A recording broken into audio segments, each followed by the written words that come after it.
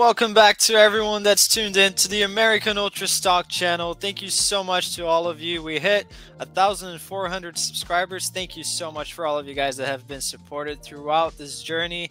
And well, we thought we were going to have a lot more content during the summer, but possibly right now would be talking maybe a semifinal, or what we did was a quarterfinal enough. But no, actually we got grouped in Copa America, and today we're going to be diving in on a full analysis, basically a full recap of what happened in Copa America, what went wrong. You see it on my background. I think this is a good depiction of what actually happened, what was the product that we saw on the pitch. It was going to be a moment to change U.S. soccer image. Maybe it did before the worst. Braden, straight to the point, we have to go back, trace back to, well, hindsight's 2020, but the problems with the roster. I think we were critical of it when it came out, but now after the thing is done, well, we're pundits, we're not part of the staff, so we can afford ourselves to give a bit of more analysis, go deep into it. What were the biggest issues now that everything has played out, in your opinion, with that roster when it was released? So I think that the concerning thing here is that there weren't really actually that many problems with the roster when it came out. And I think that might just go to show how much we overrate some of our players, because at the time there was maybe two spots that could have been debated. It was Leonard Maloney in the midfield, should have been there as a true six, because we know Tyler Adams had some health issues. Johnny, he's so young, hadn't been given enough game time with the USMNT in the past. He wasn't really ready to step in yet. Maloney is kind of a similar scenario, but he's more of a like-for-like replacement for Adams, and that he's more of a destroyer than Johnny is. So I think, looking back, that would have been a good call-up as well. And then the other one's Austin Trusty. I would have called him over several of the center backs that were there. Although if we look at some of the center backs, Miles Robinson and Mark McKenzie were in the camp. Neither of them played a single minute. So if Trusty was there, he probably wouldn't have played at all, which is a little unfortunate for him. I think having him there over Miles, considering that Miles is now going to the Olympics, probably would have been beneficial. And Miles didn't even play at all at Copa America anyway, like I said. And then any other really debatable spots, the players are going to the Olympics anyway, which I think is better for them. They can be standouts at that level before finally making the jump up to the senior team, hopefully, if they become good enough for 2026. But yeah, I think looking back at the roster, there was really not too much to complain about. I think that after the tournament, we need to have a little bit of a reality check in terms of the level that we think the players are at, in terms of where they actually are. But that's really all I have to say in terms of the roster. Yeah, I think that the Maloney snub at the time already looked bad, and after the tournament played out, I think it looks a lot worse. I mean, it was so bad because we saw from the friendlies, we could see that, well, if Tyler is not playing, we don't really have a true six. And I think a lot of people had been adamant that Johnny's not really a true six, even in the past. And everything was new. I think this goes down to Gregg's mismanagement during the friendlies prior to these last friendlies of preparation, where in Nations League, Johnny didn't get many minutes, when I think that was the chance to get him acclimated to the USMNT. He didn't have a good summer, but that can be pointed towards Gregg as well. Really just throw the guy on the lines when it mattered the most. I'm going to say Maloney, and honestly, maybe a hot take here, but I don't know why he took Sargent if Sargent had so many injury issues. I really don't get it. I think that Brendan Vasquez, someone pointed out a long time ago, has never tried to play with the 18. I don't know if he deserved it necessarily, but for the style that Gregg likes to play, I would rather have a striker that's fit and could possibly hang his own against Panama and Bolivia, at least, as an option off the bench. But we had Sargent, who was injured, had minutes restriction. I don't know what Gregg was thinking there. And then we move and skip past the friendly, since we already gave a very detailed analysis. But if you want to touch back on them, coming on to that Bolivia match, after what happened, we won 2-0. At the time, we said it was a very enough win. That was about it. Any thoughts on what went wrong in that match? If there was already any indications of what was to come from that first game in the opener? Yeah, I'll be quick for this one because there weren't really too many problems necessarily to point out. The only big one is that we missed a lot of chances. Ricardo Pepi in particular missed 3 or 4 that probably should have gone in. I think he should have at least had a brace in that game. And at the end of the day, it turned what should have been a 4 or 5-0 win. Like we saw, Uruguay beat Bolivia 5-0 in the end, and we should have done the same thing, but it was a very uninspiring 2-0 win, where the fact of the matter is, if Pulisic hadn't scored that golazo in the 3rd minute, I think the game would have gone very differently. We're lucky that we have a player as good as Pulisic who can step up in moments like that, because he completely changed Bolivia's game plan. And we already spoke about this leading up to the match and after the match. They were going to sit back, park the bus the whole time. They kind of were not able to do that after Pulisic scored because they were already losing. They had to try to get back in the game, which allowed some more chances to open up for us, especially in the second half, which, like I said, we did not capitalize on. But that's really the only big one. I mean, we got the job done. We got the clean sheet. That's really all that matters. Even if we had scored more, I mean, it wouldn't have mattered due to the other results, and we wouldn't have been costed for missing the chances, because if we had gotten the result that we needed and won, we still would have gone through on goal difference regardless. Yeah, I think that one thing that you can't really, it's intangible, is comparing it, what does a 4-0 scoreline do for your confidence going into that Panama match. I think that, I don't want to throw Ricardo Pepi on the fire, but he had a very poor summer, like a lot of the players, and he was there. He's usually a clutch sub, but he really should have gotten at least 2 goals. I will say at the very least 2 goals. We're going to that Panama match with a 4-0 win. Maybe we would have been on a high horse, but hey, it does a lot even for your opponent, being a little bit more cautious, seeing while these guys are on fire playing at home. So I think that was the biggest concern for me. The result in itself, the W on paper, it's what we had to do, but it was already very timid compared to what we were thinking was going to be our summer. So then we moved on to the disastrous match, the match that really defined what was going to happen, because, well, what happened. I mean, I'll leave it to you. We already gave a very detailed analysis, but on that one, the main causes for concern, even setting up for the Uruguay match, if you can't pinpoint anything, what were they, Braden? I don't even know where to begin with this one. There's just so many disasters to talk about. The first one, the one that really started it all off, was Tim Weah. I mean, I don't think we really need to go into what was going on in his head. I suspect there wasn't anything going on in his head, because I don't understand how you can even decide to do something like that, just attack a player out of nowhere due to maybe a little bit of a shove off ball that wasn't even a foul. And initially, I think I mentioned this in our post-match reaction, Panama did have a player who ran through Matt Turner. Ultimately, he ended up getting injured because of it. I thought maybe Weah was getting revenge for Turner and attacking the player who did that. No, it was just some random player who gave him a little bit of contact off the ball. It's embarrassing that one of our supposedly locked-in starters and leaders from the Leadership Council, which is a whole nother issue that we can talk about later, but that one of those players can do something so stupid and ultimately probably cost us the entire tournament just due to one mistake, which maybe it seems a little bit harsh to pinpoint that in particular. But the reality is, I mean, if we have all 11 players on the pitch, the loss probably doesn't happen. However, it wasn't the only issue. The defense, I think, was a big problem. They weren't quick enough on several occasions. You can tell the entire tournament that Ream has lost a step. Not saying he was bad. I think he was probably the best center back, but that's also not a high bar. Richards was not great. He was very uninspiring throughout this tournament, which is concerning, especially considering his form that he was in at Crystal Palace towards the end of the season. Tyler Adams and Johnny, whoever was at the 6, it was Adams in the first half, Johnny in the second half, were nowhere to be seen on defense. Adams' sole job as the 6 is supposed to be as the destroyer, to put out fires. He didn't do any of that really in the first half, got rightfully yanked at halftime. And Johnny came in and kind of just ball watched. I mean, he was behind the play a lot, and ultimately that ended up leading to their second goal going in, and we ended up losing because of it. I think the other really big issue was the halftime subs. Gregg basically admitted defeat by taking off our only midfield playmaker in Giorena, who admittedly had not had a good first half. He was pretty quiet, but with the type of player that he is and the quality he has, you expect him to pop up at some point in the game, and taking him off for the player who was our worst player on the entire roster, besides Shaq Moore, of course, is just inexcusable. It doesn't make any sense now. It didn't make any sense then. I don't think it would ever make sense to make that substitution. And the other sub that I think came in, I mean, we talked about Johnny already, Horvath coming in for Turner.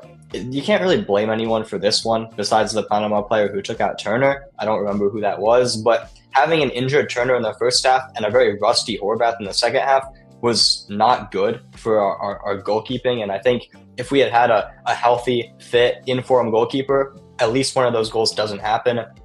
Maybe that's why we should have played Horvath in one of the friendlies leading up to the tournament, so he had a little bit of game of fitness. But it is what it is. I mean, you can't really predict something like that happening. And then the last one, really, Balogun, subbing him out for Pepe when he had just scored a banger. He was having the best game of his USMNT career. Makes no sense. And he's our box-to-box midfielder. He's supposed to be everywhere, at the center of everything, but he had the least touches of any player on the pitch who had played the full 90.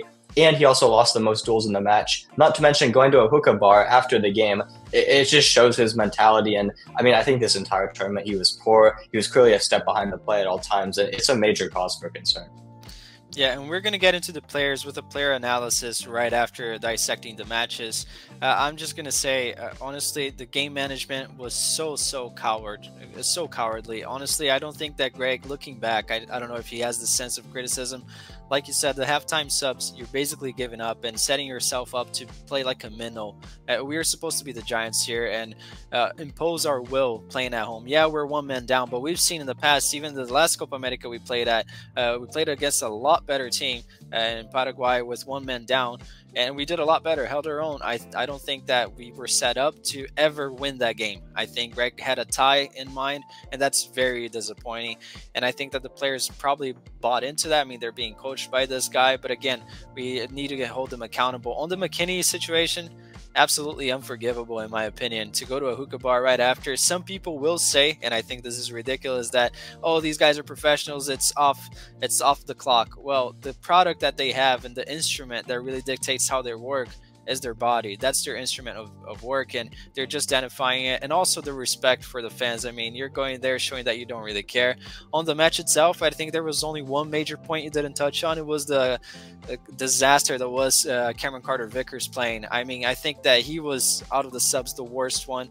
I mean, showed everybody what the Scottish Premiership has to offer, didn't he? I mean, we were very adamant on that league being worse than MLS.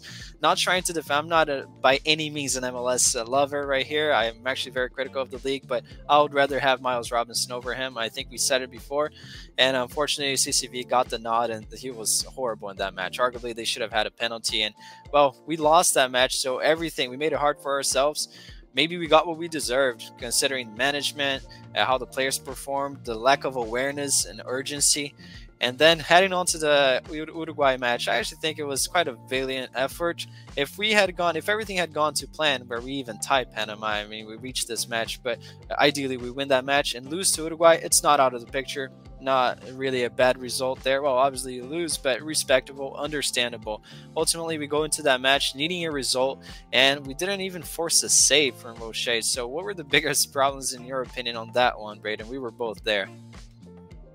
Well, you just alluded to the biggest problem. And like you said, on the face of it, if you isolate this match, it's not a bad result. I mean, we know how good Uruguay are. They're now in the semifinals of Copa America. They have a decent chance of going to the final and maybe even winning the whole tournament. A 1-0 loss to them, especially considering that their goal should not have counted. It should have been a 0-0 draw, and that's a very good result against one of the best teams in the world.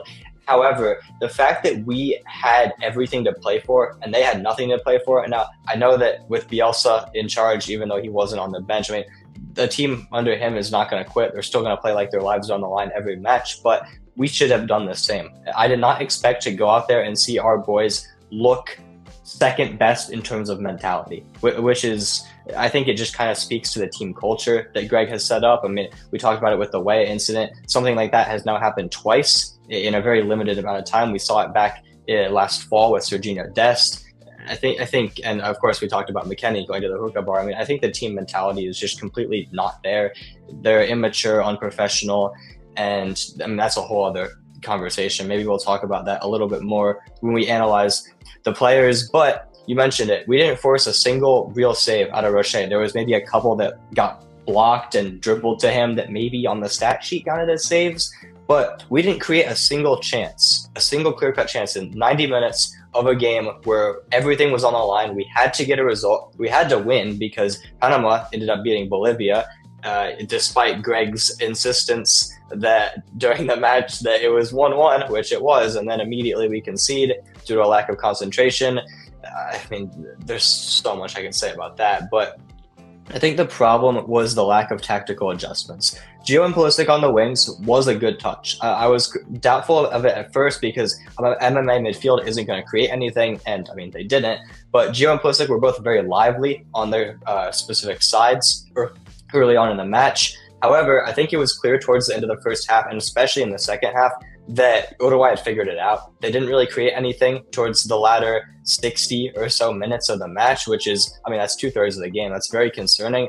At halftime, or at least early on in the second half, when it was clear that it wasn't working, a tactical change needed to be made. Gregg waited entirely too long to make subs, especially considering that he had just made 3 halftime subs in the previous game. Now, maybe that was a different game plan because we were a player down, but I think the fact that he didn't do anything is criminal. I mean, we had Haji, Brendan, Malik all on the bench waiting to come in, whether you want to bring them in as a winger or bring them in as a 10, maybe shift Gio to the 10 and have a traditional winger out there. Just create something and have someone in the midfield who can actually spark some attacks going forward, because we know McKennie wasn't doing that, Musa wasn't doing that, Adams definitely wasn't doing that. Not to criticize Adams, I mean, I think he did his job on the defensive side. That wasn't what he was there for. But I think the fact that Gregg didn't make any changes just kind of shows how clueless he is. Also, losing Balogun to injury really hurt. I mean, he was looking pretty lively himself when he was on it. You could tell he was struggling through injury, trying to fight on, but ultimately couldn't. I think that hurt. I mean, we talked about Pepe already, had a pretty poor tournament. It would have been a different story with Balogun, and maybe we would have had a clear chance. Maybe he would have created something himself. Musa and McKennie were both horrible. Musa lost the ball every time he gets it. I mean, it's the story of Yunus Musa. He gets the ball, does too much, tries to dribble people. Maybe he gets by one defender, but the final pass is off. He loses the ball, someone tackles him. It happens every time. I don't think he's cut out for this level just yet. And he's still a young player. I mean, he has time. But for this level right now, he's just not at it. McKennie, again, was a step behind every play. Lost 10 duels in this match, which is, again, for a box-to-box midfielder, unforgivable. There's so many things to say about McKennie, and it's just such a disappointing performance from a player who we thought, especially after a season with Juve, was one of our best players. And then the last thing I want to say about this game is that as soon as Uruguay scored, and yes, we know it shouldn't have been a goal, but the game was over because this team does not have the mental capacity to come back from a deficit like that in a game as big as this against a real opponent. We saw them kind of do it against Jamaica, but the goal that we scored in that game wasn't even us. I mean, they scored an own goal. We probably should have lost that game, just like we lost this one. Didn't even create a single chance, despite having 3 strikers on the field. We only had 2 defenders. There was no shape, no structure. It was all just attacking players on the pitch and vibes. And we didn't create a single chance. Everyone was taking too long to shoot. Ultimately, Uruguay didn't want it. They wanted it more than we did. They were first to every 50-50. And I think it's just a complete embarrassment. It shows a lot about the team culture, how we were basically done after they scored a goal. And even before that, we hadn't really created anything. Yeah, I think that you touched every point there. The Uruguay match, really, we should have created more. Should have given ourselves a bit more of a chance. I think we had one chance that I can remember in the second half where Pulisic gets the ball on a run inside the box, but that was already too little too late. It was already 1-0 to Uruguay. I'll be honest, as well in these games, the goal was offside, obviously, but some of the things that happened in the tournament, just looking at the mentality, even the Turner injury, if I want to pinpoint to that, I think it kind of belongs to soccer. You need to be prepared for these types of situations. The guy runs into Matt Turner, but you can't really say there was evil intent, really.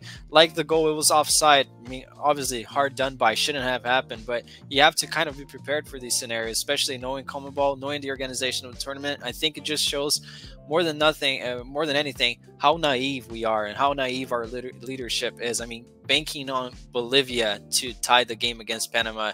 I mean, Gregg played that team. He knows it's horrible. It's the worst team in CONMEBOL history, really. Historically, they've always been the worst ones. So, I mean, it just shows how frail the mentality is. Before the match, I pinpointed how the MMA midfield was going to make a comeback. And honestly, it got it spot on because that's what Gregg resorts to, a game that you must win. And I'll be honest, props to Adams, because the only player in the midfield that I can remember actually carrying the ball forward for a half a chance was actually Adams. He gets the ball, dribbles past 2 players, and that was it. That's the only thing. Yunus Musa, I've been very critical of the guy. One play summarizes what his career is for the USMNT is ever since that game against England, which he lives off. And then it was him having the ball 0-0 in the first half, our defensive half, and he tries to nutmeg the Uruguayan player. He tries to nutmeg Araujo, and they get a good run. Darwin misplaces the pass, but that was Yunus Musa trying to nutmeg a player in our defensive half on a must-win game. Anyways, we move on now to perhaps the guy that is the architect behind this entire scheme, USSF's favorite, Gregg honestly, a coach that we all said was very underqualified to get the job in the first place, gets rehired. Here he is orchestrating a great disaster class for the USMNT. I'm not going to call this the golden generation, but definitely the best one we've had in terms of talent. If you want to pinpoint the biggest mistakes he has done, we already touched on some of them. If you want to be clinical about what areas that he was crucial in, just honestly leading us to our demise. So I think his first biggest mistake was not resigning immediately after the tournament. We saw Jamaica's manager do it, and we've even seen Paraguay and Ecuador. Despite Ecuador almost beating Argentina, they drew them in regular time. Both of them fired their managers. They know what the standards are. They know that losing is not acceptable. Somehow USSF has not figured that out. They haven't fired him yet. Will they? It's still possible. They're still conducting their review or whatever. But if Gregg had real integrity and he truly wanted what was best for the program, he would have stepped down. His other mistake early on was just not paying off the refs, because I think in the last two games, the referee decisions were disgraceful against us. It's kind of crazy that at our home Copa America, not only do we not have the refs in our favor, like we see so often for home teams, we have them against us. I don't understand what the whole agenda there was behind CONMEBOL. I think some of the refs, especially the one in the Uruguay match, needs an investigation. But at the end of the day, like you said, we have to be prepared for things like this to happen, especially at a Copa America where basically the way to sum up the tournament is it's just a street fight, no holds barred. You have to be prepared for things like this to happen. And Gregg and the team just weren't. I mean, we already knew his tactics were bad, and they caused us to be stale attacking-wise for most of the tournament. But the thing that I don't think we knew as much before the tournament that we now know is, I'll keep coming back to this point, the team culture and mentality is not there at all. The players are too comfortable, they're too soft, and ultimately that comes down to the manager, because the players do deserve some blame for this too, because they're the ones who are content with this. They want a best friend as their coach. They don't want someone who actually has tactical genius, someone who actually knows the game and intelligently and can build a solid game plan week in, week out. I guess maybe not week in, week out since for the international level, but every game, every different opponent have a different game plan to match up against them. We know Gregg's not going to do that. He's just vibes, bounce passes, saying, how's your day going? How's the wife and kids to all the players, instead of actually talking about the game or what you're going to do, how to prepare. If we had a real manager who had real standards and real expectations for the group, we would maybe set a true culture. And maybe another part of this is that we don't really have experience on this team. Tim Ream and Sean Johnson are really the only veterans here, and maybe the only true leaders, which is why they were even on the team in the first place. Our Captain America, is so soft-spoken. He doesn't lead. He says he leads by example, but I'm not buying it. I mean, your captain should be able to say stuff to the team that can get them motivated. Pulisic doesn't have that. Adams, I thought he had it, but clearly he's still advocating for Gregg to stay. So clearly he doesn't have that dog in him that we thought maybe at times that he did. And then the last one, and I'll blame Gregg for this entirely, horrible substitution choices. We already talked about it against Panama, against Uruguay. Against Panama, he made changes maybe too early, and they were the wrong ones. Ultimately lost that game because he was playing for a draw. And then against Uruguay, he did the opposite. He waited entirely too long to make switches. And then when they did come, it was just all attacking players, got rid of all of our shape, all of our structure, and it was just vibes. It was just hope for a chance, which we ultimately didn't get. And I think that at the end of the day, a lot of the blame needs to be put on the players. We need to hold them under a tougher light than we did previously. But it all comes down to Gregg Berhalter. He is the man who is at fault for this Copa America disappointment. Yeah, I think the thing that shocks me the most. I already knew he was technically inept. I didn't expect anything from him. If it ever had to come down to a tactical battle or even a contingency plan, if something goes wrong in a match, never in a million years I expected Gregg to have anything like that. But even the passion, I think look at every manager. Look at how much pressure they put on the fourth official. Gregg is non-existent. Honestly, every single manager puts pressure on the fourth official, or at least tries to communicate with the actual referee. Just be a menace if you need to be. Honestly, it's Copa America. You're playing for pride there, especially at home. Higher standards need to be held accountable. And even the 1-1 thing, that summarizes Gregg's tenure.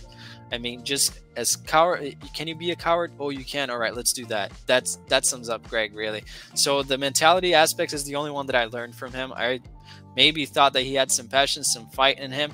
And when is this guy going to resign? Honestly, Gregg, there's no way that you actually believe that the fan base likes you. Everybody knows that you're not the man for the job.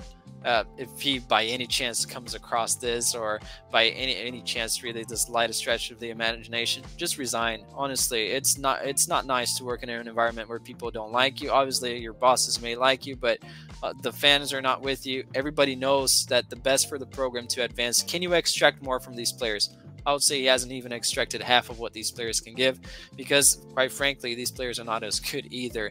So moving on now to the player analysis, where we're going to both have our different criteria right here.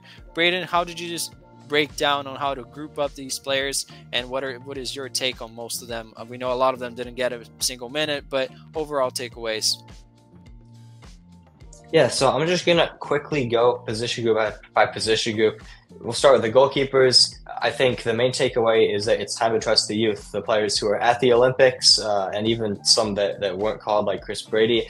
I think they are the future. We know that. Even the U20 guys, they need to start given more chances, because all that we have now before the World Cup is friendlies. Basically, we have a Gold Cup next summer, but will we even bring the A team to that? Who knows? I hope we do, because it's our only actual tournament before the World Cup, but we really don't know at this point. I mean, we didn't bring the A team to the last one. We just need to give more opportunities to more younger players. And this goes for all positions, but specifically the keepers, because Johnson, maybe he was a good leader at the tournament. It was good to have him there for experience. I actually didn't hate the call-up necessarily, but I think we know his time is done with the USMNT. He shouldn't be back with the team. It's time to move on to someone new. Horvath and Turner, I think, are in the same boat. They're fine as a backup, especially Turner, because he has the experience. And Horvath, too, I mean, he was on the roster back in 2016 for the Copa America. I think a lot of people forget that. He's been around for a very long time with the program. So both of them, if you want to have one of them on the team as a backup, as somewhat of a leader to guide the younger guys, that's fine. But it's clear that neither of them are the future of the program. So let's experiment a little bit. Let's find out who is the future.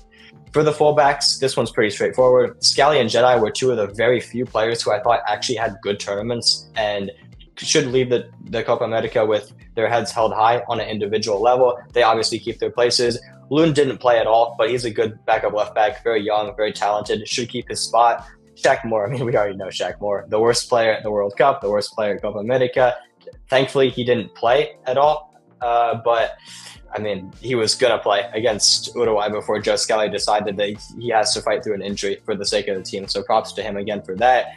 He should never be back. But the good news is once Dest is healthy, he'll reclaim his spot as a starting right back. Moore will be gone. Hopefully we'll never see him again with the USMNT in any aspect. For the center backs, we're in deep, deep trouble.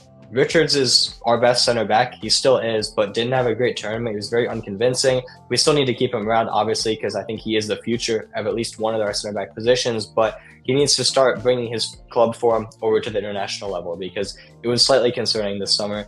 Reem is done just due to age. I mean, he's lost a step. It's clear that his future is done with the USMNT, and I think nothing embodies that more so than the interview that he gave after the tournament was over, holding some of the players accountable a little bit, and I don't think he would have done something like that if he knew he had a future with the team, just because that's what the players do. They stay safe, they don't criticize anyone, and if they want to keep their spot. So Reem's done. Miles Robinson and Mark McKenzie both got 0 minutes. Miles maybe could keep around. I don't think he's necessarily the root of all problems like some people say he is, but he's also 27 in the MLS Lifers, so his spot for the future should at the very least be uncertain. McKenzie probably should have played more than he did, especially considering the options that we had. He should keep his spot for the future. And then CCV. I could probably have a 30-minute rant about how horrible CCV is, but we don't have the time for that. He was the worst player at the tournament. by far, not just for us, probably the worst player in the tournament as a whole, all 16 teams combined.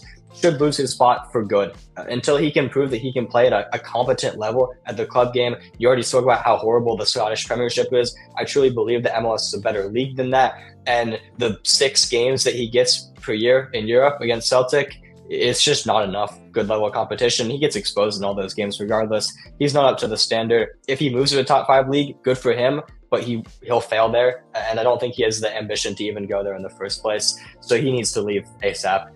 For the midfielders, Tyler Adams, he needs to have a good season at Bournemouth, because if he can't stay fit, he's in danger of losing his spot. We just can't rely on someone who keeps getting injured. We saw this in the past with Gio Reyna. Luckily, it looks like maybe he's fixed that a little bit. But if Adams now has these injury problems, I mean, we have a lot of 6s coming up. There's no need to rely on Adams.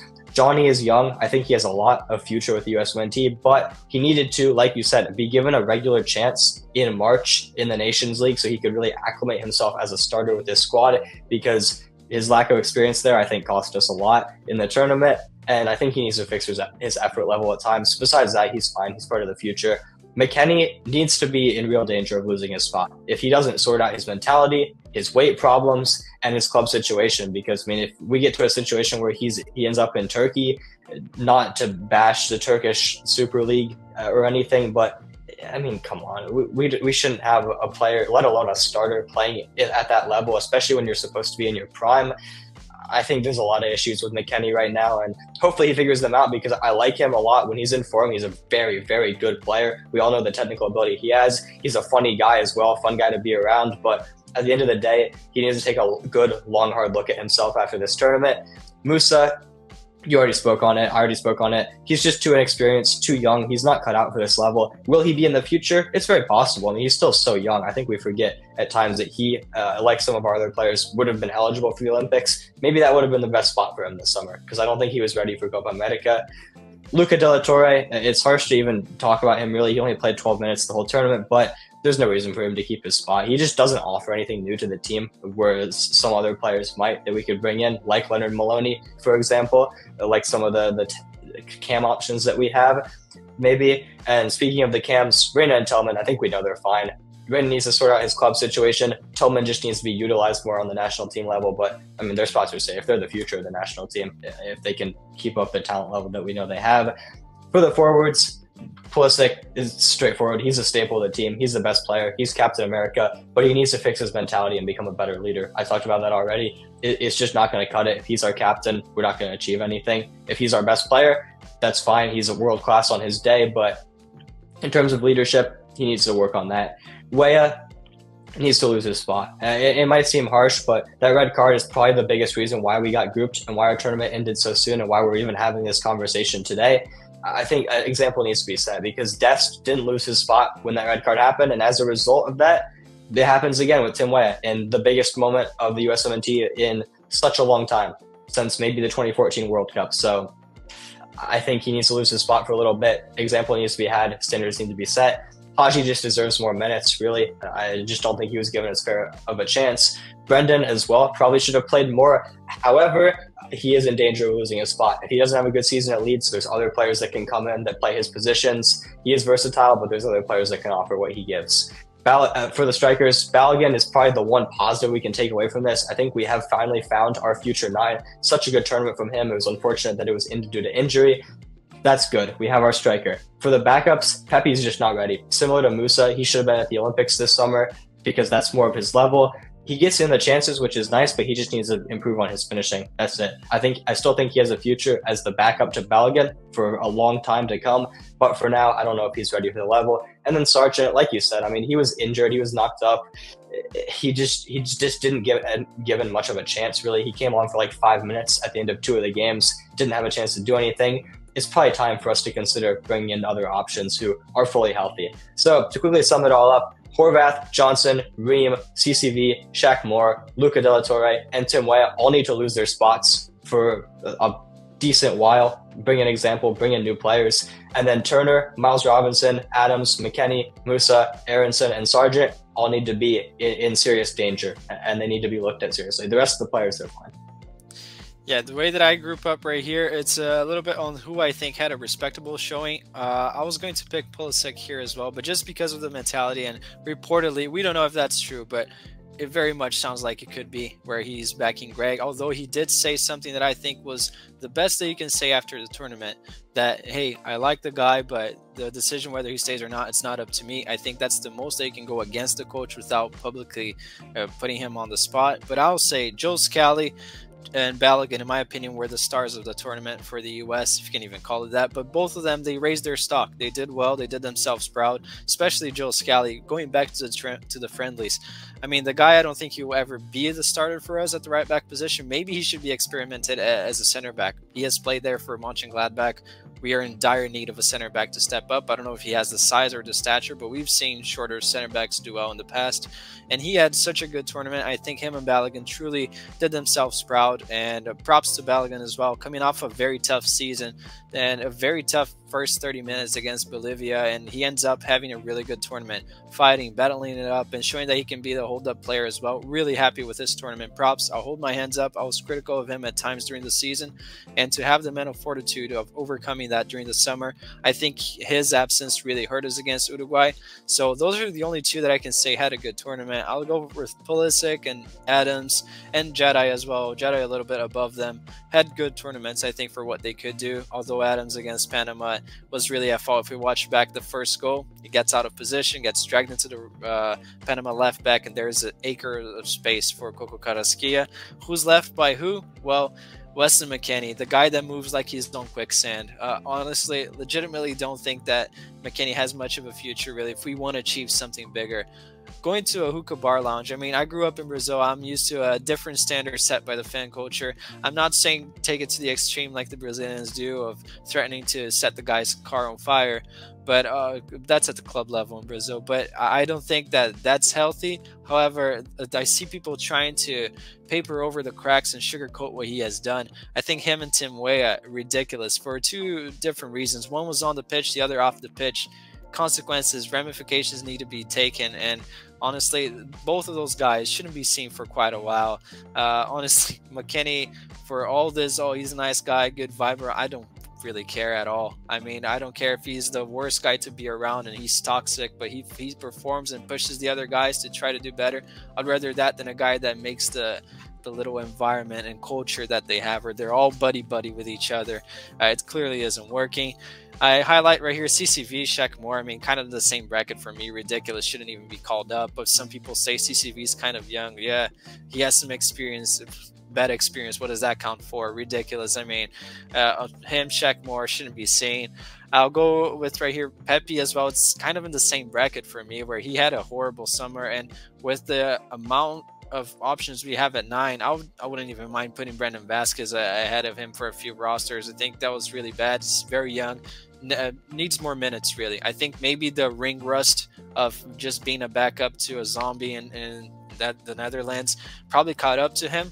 And then I'm going to go to the mid bunch, where I think that they didn't do themselves any favors. Some of them it wasn't their fault. So I'll go with Luca de la Torre. What does he bring? I don't know why he was called up. I was criticized by some people for saying that he shouldn't be on the roster. What does Luca bring to you? Do you need to win a game? Is he going to bring a different pass, a different type of drive like Aronson will do? Or Tillman? I mean, great guy to come off the bench if you need a result and if you have a good manager. Do you need to defend the lead? Does he bring that physicality? No. I mean, is he a Maloney? No. Does he give good long-range passing? Like even a guy like Tesman, who's still not even close to this level? No. Luca does nothing. Mr. Sideways. Sorry, Luca. Like you from San Diego as well, but honestly, Luca, Johnny, I think very mid performance throughout the tournament. I think the guy was relied upon against Panama, and we looked so much worse with him at the CDM position. Musa, I never rate Musa, really. I think he lives off a game against England. Yeah, he's good dribbling until he loses the ball. So I think Musa should be in serious danger of a spot. Honestly, don't rate Musa at all. I've said it in the past. Maybe it's too harsh. Yeah, he's young, but I don't even see his ceiling being that high. There's nothing for me to justify that. That's just personal opinion. And Matt Turner should wave goodbye with Team Ream. That's the ending note right here for me. Maybe it's harsh, But hey, at some point we need to start raising the standards. How about we start setting them up? The guy clearly isn't the guy for the future. Hope he's not around. Oh, for experience, don't even care about that. What experience? It's bad. So I think I'll drop him. Very droppable. Which brings us to the last topic right here, or over who should stay, who should not. We don't know if Gregg's going to be gone or not, but ultimately we have to start somewhere, restart, set the clock back, and like Pulisic said, find a new identity. So going on forward, after this tournament has happened, Braden, where do we go from here? What do you think will happen, and what are some of the options and alternatives you think need to be set in order for us to go back in the track of success, which have been off for quite a while? The only way that we can move forward with, like you said, a new identity, a new culture, a real drive, and real optimism and hope to succeed in the near future is with a new manager. Gregg Berhalter, I would say thank you for your service, but there's nothing really to thank you for besides beating Mexico a couple of times. So I guess thanks for that, maybe. But it's time to go. It's been time to go for a while now. But finally, even the fans who had been defending him in the past, even the media who had been defending him in the past, have now realized that it's time for a new manager, new ideas. We need to bring in someone who has proven experience at the top level for either club, at the very highest level for their club, or in international football. Someone who's experienced at that level, who knows how the international game works and how to manage against different national teams like that. It can't be another MLS coach. I can't stress this enough. It cannot be a sideways move where we sack Gregg and then bring in Gregg 2.0, like Steve Cherundolo from LAFC, like Jim Curtin from the Philadelphia Union, like Josh Wolf from Austin FC. Coaches like this cannot be acceptable for us. Even Wilfred Nancy, who manages Columbus Crew, he's not American, so there's a plus there because, I mean, I think he is actually a pretty solid manager, but he's just not proven enough at a high enough level. I mean, he's done good things in MLS, which is great, I guess, but I just don't think he's really ready to achieve anything. He'd be an upgrade on Gregg for sure, but then again, so would a local guy down the pub. So I think we need to bring in a real manager that shows off our ambition, our drive to actually be a world powerhouse. We did it on the women's side of the game with Emma Hayes bringing in potentially the best women's manager in the world. Let's show some real ambition and do that at the men's level. Maybe even if it's not someone like Jurgen Klopp, someone who has real experience at the highest level, like Marcelo Gallardo, like Hervé Renard, just someone like that who's somewhat realistic that would be available, like Joachim Löw even, the former Germany coach. We need a new manager. We need new ideas. We need a real winning culture. Like you said before, McKennie, he seems to be a vibes guy, but you mentioned that you wanted him to be, or maybe not him in particular, but someone who can maybe even be toxic in the locker room, but that gives it all on the field, pushes the other guys to keep going. I can think of a player who did that. His name is John Brooks. He got banished from the team partly because of the players deciding that he wasn't a good fit for the locker room, which maybe he was toxic, maybe he's not good. But I see some people saying that John Brooks should be called up today. I think it's a bit ridiculous. He's past it. He's not at the level yet. But the decision to get rid of him happened almost 3 years ago. He could have helped us in that cycle before. He could have helped us in the World Cup. And ultimately, I think the decision to get rid of him and some others as well. We haven't seen Reggie Cannon since he spoke out against Gregg. We've seen Shaq Moore since then, who's definitely a worse player than Reggie Cannon. Players like this, we can't be afraid of them. We have to embrace them, embrace the accountability that they bring to the table. And I mean, I don't know what else to say in terms of that regard, really. And then the final thing in terms of the player aspect, because regardless of whether we keep Gregg or don't have a new manager, there needs to be a large roster shakeup. We need to drop some of the dead wood. I already went through some of the guys. You already went through some of the guys who maybe shouldn't keep their spots. And we need to give some chances to the Olympic guys. I think we were put in a slightly tough situation this summer because we have the Olympics, we have the U20 championship, which doesn't really impact the senior team now, but it will in the future. Players like this who could have been given chances, especially the guys who are standouts for the Olympic team, but weren't able to in the future in these coming friendlies for the rest of the year and for going into the future as well at the Gold Cup. They need to be given opportunities to earn their spots because, like I said, there's a lot of players who have not earned their spots. They're still on the roster. Bring in some new guys, shake up the roster a little bit, and see what happens. If they don't prove that they're at the level, they don't prove that they're at the level. And we can bring in back the old guys that maybe also didn't prove that we're at the level. But we need to experiment with something give the Olympic guys a chance, give some of the youngish guys who didn't get called up, like Trusty or Maloney, give them a real chance. I just think there needs to be some serious turnover in terms of the coaching staff and the players. Yeah, just on that, on the personnel, I think it's really important to have guys that have been in the trenches. I mean, Maloney, he's gone from the second Bundesliga, very discredited player. No one was really believing in him, and turned it around. Very important role for a club that has to fight. I know Tanner Tessman has a lot to prove, but just building on the character of battling relegation to Serie C, going back to Serie A, I think having players that have prominent roles in their clubs is really important.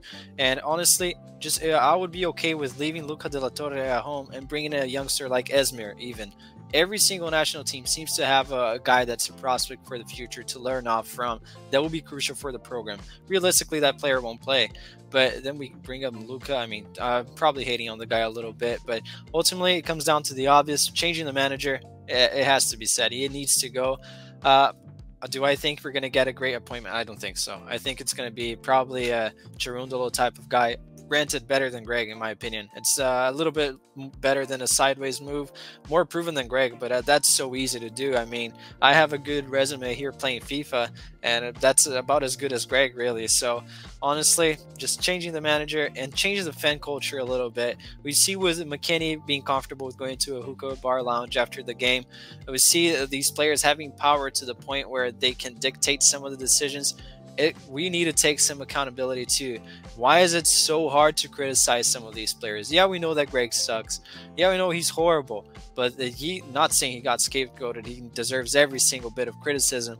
But the players need to be held accountable as well. Let's start criticizing them if they deserve criticism.